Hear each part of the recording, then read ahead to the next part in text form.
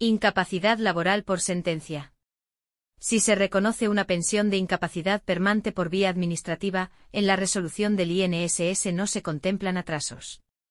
Sin embargo, si un trabajador presenta una demanda y gana el proceso, en la sentencia judicial el juzgado puede condenar a la parte perdedora, la Seguridad Social o la Mutua, a pagar una cuantía adicional de mensualidades atrasadas si considera que esa persona debió comenzar a cobrar la pensión en una fecha pasada.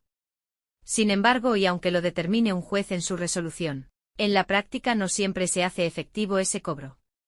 Porque hay diversas situaciones donde legalmente no se permite acceder a esos atrasos, o sí, pero solo a una parte de ellos. Y eso es lo que ocurre precisamente si has estado cobrando por baja médica. ¿Me pagarán los atrasos estando de baja? ¿Se cobran atrasos estando de baja? Según la normativa al respecto, si la persona ha estado en situación de incapacidad temporal desde la fecha de efectos económicos de su incapacidad permanente, solo tiene derecho a cobrar los atrasos si la prestación por baja médica era de menor cuantía que la fijada para su pensión de incapacidad. Y en ese caso, además, solo podrá cobrar la diferencia entre ambos importes. ¿Cuánto se cobra por atrasos? Ejemplo. Veamos un ejemplo. Supongamos que Maribel, tras un accidente laboral, recibe la buena noticia de haber conseguido una incapacidad de 1.000 euros al mes cuando el juzgado envía la sentencia a su abogado, y que el magistrado ha ordenado que debe cobrar atrasos correspondientes a los últimos 12 meses, lo que implicaría un ingreso en su cuenta de 12.000 euros. Sin embargo, durante ese año Maribel ha estado percibiendo 800 euros mensuales en concepto de baja médica. En este supuesto, y pese a la decisión del juzgador, el INSS solo ingresará a la trabajadora 200 euros por cada uno de esos 12 meses, en total 2.400 euros y no 12.000. Si no conoces el término fecha de efectos económicos, debes saber que se refiere a la fecha desde la que oficialmente la persona debe cobrar la pensión de incapacidad permanente. Por tanto, si la fecha de efectos económicos es anterior a la fecha actual, implicará que hay meses o años durante los que no se percibió la incapacidad. Y de ahí surgirían los atrasos. ¿Cómo se pagan los atrasos estando de baja? Si finalmente compruebas que al menos puedes cobrar la diferencia antes mencionada tras lograr la incapacidad por sentencia judicial con atrasos, tampoco te la ingresarán inmediatamente. Porque es necesario que haya una sentencia firme, es decir, que el INSS o la Mutua no recurran la sentencia del juzgado de lo social. O que se haya interpuesto el recurso pero finalmente no se haya formalizado. Y si hay recurso, que el Tribunal Superior de Justicia se pronuncie dándote la razón. En cualquiera de estas tres opciones estaríamos ante una sentencia firme. Por lo tanto, si no hay recurso los podrás cobrar sin esperar mucho, aunque el pago puede tardar unos meses. Pero si lo hay, ten presente que el Tribunal Superior de Justicia puede tardar hasta un año en emitir una sentencia. Tras ese periodo de tiempo, y solo si el fallo del Tribunal Superior de Justicia es a tu favor, te embolsarán la cantidad adeudada. ¿Quién paga los atrasos estando de baja? En párrafos anteriores hemos aludido en varias ocasiones a la Seguridad Social o a la Mutua. Y lo hemos hecho porque, pese a que el pagador de los atrasos siempre es el INSS, si tu pensión proviene de un accidente de trabajo o de una enfermedad profesional, internamente la entidad pública reclamará internamente el dinero a la verdadera responsable del abono, la Mutua. Por el contrario, si tu incapacidad deriva de enfermedad común o accidente no laboral, los atrasos saldrán de las arcas de la Seguridad Social. ¿Qué hacer si no te pagan los atrasos? Si el juzgado envía la sentencia a tu abogado y en ella te reconocen una pensión de incapacidad permanente con atrasos, la justicia puede hacer más por ti.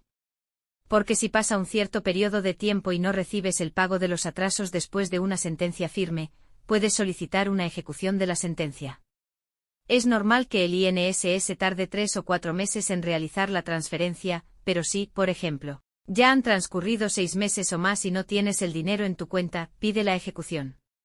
Esta acción provocará que el juzgado exija a la parte condenada que cumpla con su obligación. ¿Cómo funciona el pago de los atrasos en la incapacidad permanente?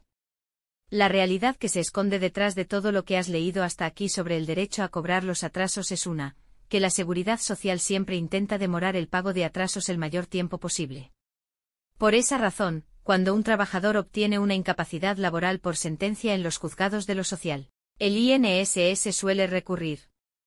Y lo hace sobre todo si hay atrasos, con el fin de que haya que esperar a una sentencia firme que obligue a formalizar este pago.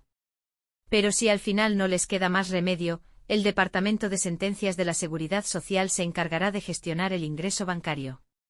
Atrasos por cambio de contingencias. Pasamos ahora a otra cuestión, los atrasos por cambio de contingencias. Recordemos que la contingencia es el origen de la incapacidad temporal o permanente, pero solo están estipuladas 4 contingencias: accidente de trabajo o enfermedad profesional, accidente no laboral y enfermedad común.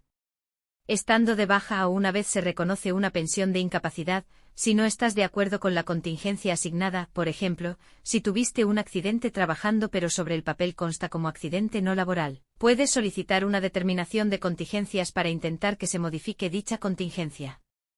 La Seguridad Social estudiará tu expediente y, si lleva a cabo el cambio que has pedido, puedes cobrar atrasos sin necesidad de embarcarte en un procedimiento judicial, aunque solo si la nueva contingencia hace que aumente tu prestación por baja médica o incapacidad permanente. Porque eso significará que las mensualidades que has percibido hasta ahora no eran correctas, y te pagarán la diferencia a tu favor. Atención.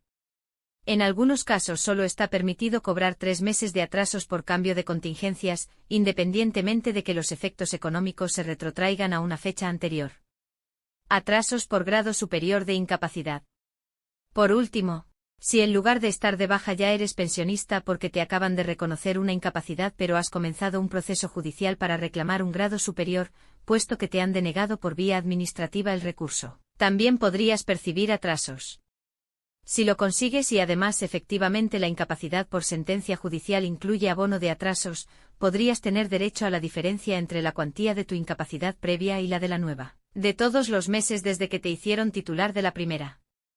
Por ejemplo, cuando un beneficiario de una incapacidad total por valor de 550 euros mensuales, el 55% de la base reguladora, pasa a ser tributario de una incapacidad absoluta por sentencia judicial, el juzgado dictará que su prestación sea del 100%, 1.000 euros al mes.